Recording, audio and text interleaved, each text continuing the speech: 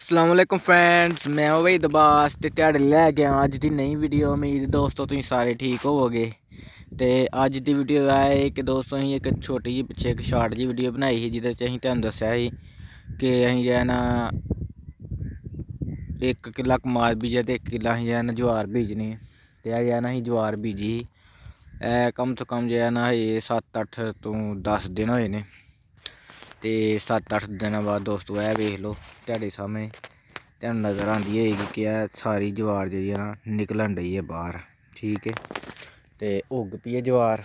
तो कां कूं बड़े पैंदे हैं, कां इन्ने कि ज़्यादा पैंदे हैं दोस्तों कि मैं 2-3 दिन जो है ना 5-7 दिन हो गया मैं इत्थे जो है रहना पाया, क्योंकि जदों भी उगदी है तो यह हुण यह उग्गेआ ना बूटा तो इत्थों ना जो है ना इनू पुट छड्डना जां जे नमें लूंगर उगदे निक्के निक्के छोटे उन्हां दा दाना जो है ना पुट के खराब कर छड्डना। जिस मैं तुहानूं दस्सना यह वेखो दोस्तों, यह भी बूटा ही तो जो है ना उन्होंने कावां ने जो है ना खराब कर छड्डिया।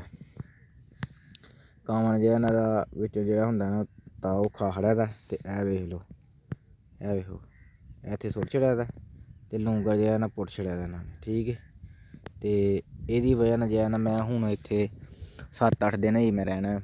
मैं कहना 2-3 दिन होर रहिए जरा सख्त होइए उग के ते फिर जो है ना इनू छड्डां, फिर सही जो है ना उग पेगी।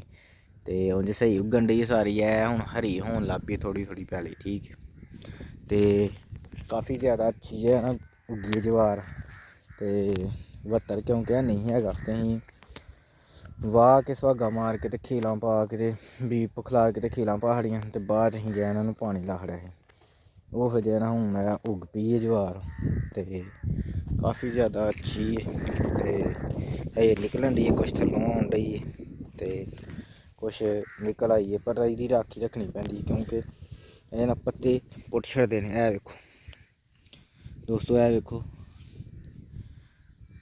यह पुट छड्डेआ दा ना, यह वेखो यह बूटा ही दोस्तों, इहदे विच जो है ना इन्हां कोई छड्डेआ नहीं हैगा सिस्टम। यह वेखो खराब कर छड्डेआ, यह बूटा पुट छड्डेआ इन्हां ने, इत्थों तरोड़ छड्डेआ। दोस्तों इंज ही है ना, काफ़ी ज़्यादा मैं वेखना पिया बिच ना बूटे ना पुट छड्डे ने। अज मैं लेट हो गया हाँ, पट्ठे वड्ढन लग पिया ते इन्ने बूटे इन्हां ने खराब कर छड्डे। ते यह मैं नाल अज सगों पटाके लिआंदे, मैं कहा चलो पटाकियां कोल डरनगे ते पटाकियां कोलों डर जांदे ने ते उंज जो है ना जिन्नी मर्जी ढेमा मारो डरदे ही नहीं। चार ओह् बहने टाली ते चार ओह् नुक्कर ते चार ओह् नुक्कर ते मुड़दे ही नहीं, बड़ा तंग कीता इन्हें। अज्ज मैं पटाके लैके आया ते पटाकियां नाल मैं कहा चलो डरन डुरनगे। ते मिलने फिर दोस्तों नैक्सट वीडियो दे विच। उदों तक दोस्तों अपना ख्याल रखियो। थैंक फॉर वाचिंग दोस्तों, अल्लाह हाफिज़। फिर तुहानूं दस्सांगे किन्ने माणे निकली किले दे विचों। थैंक फॉर वाचिंग दोस्तों, अल्लाह हाफिज़।